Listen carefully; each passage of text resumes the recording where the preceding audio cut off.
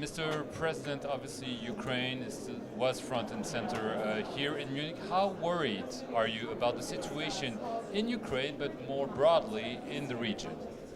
Well, in Ukraine, it's quite clear that while no one will publicly say so, there are very modern, high-tech Russian weapons that can only be used and run by very well-trained Russian troops, not the kind of thuggish mafioso types that are running around from the DNR and LNR, whatever they call themselves there.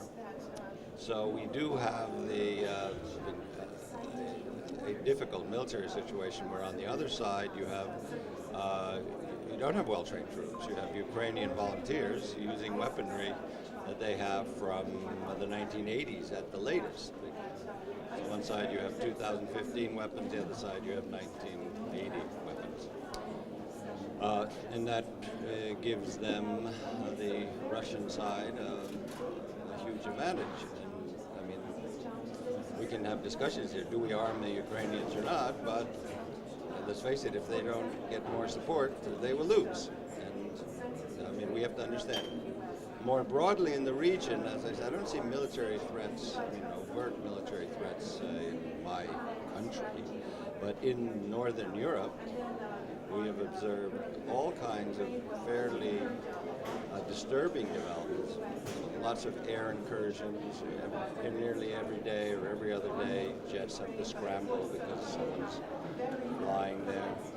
More worrisome was the question raised here of Mr. Lavrov, to which he offered no answer whatsoever, is that why are Russian military planes flying in civilian or international airspace in the same corridors as civilian airliners with their transponders turned off. I mean, we've had a number of very serious near misses in Copenhagen or near Copenhagen, the Baltic Sea area, planes, Finnair planes having to be diverted seconds before they would run into something,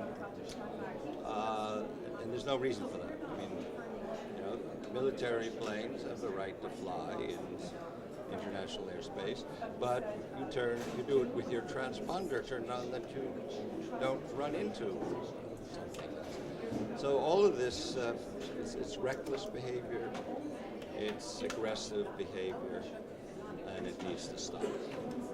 Do you favor providing weapons to Ukraine, and is your country ready to do so? At this point, Estonia is not providing weapons to Ukraine. It has not been discussed as a serious option.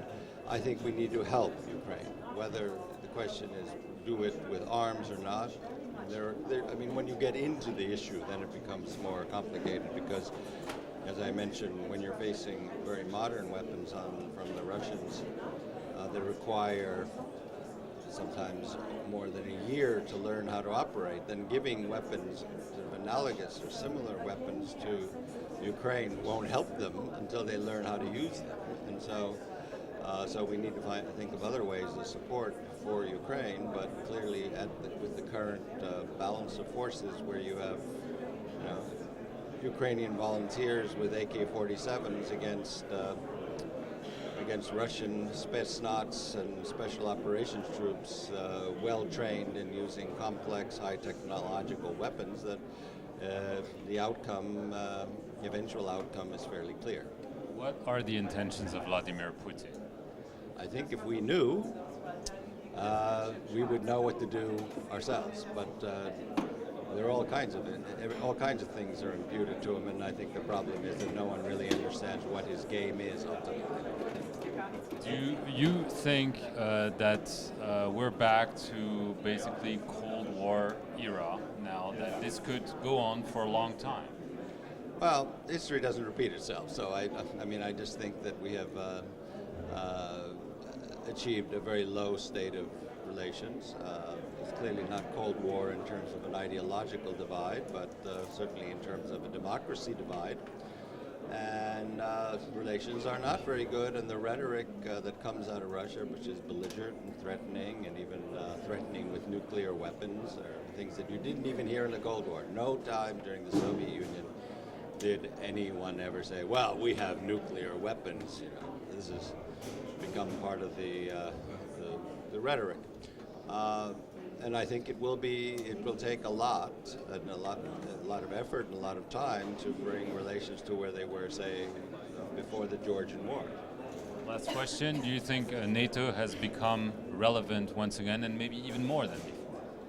Well, certainly Article 5, which is the most relevant part of NATO, has become far more relevant. Even Bundeskanzlerin Merkel, in her speech yesterday, stressed the importance of Article 5. I think this is something that for many years after the peace dividend, the idea that we don't have to worry anymore, Article 5 was seen less and less relevant, but I think now it's fully relevant and is the centerpiece of discussions on security in Europe.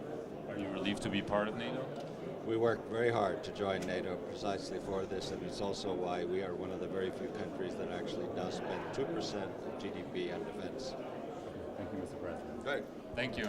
Thank you for your patience and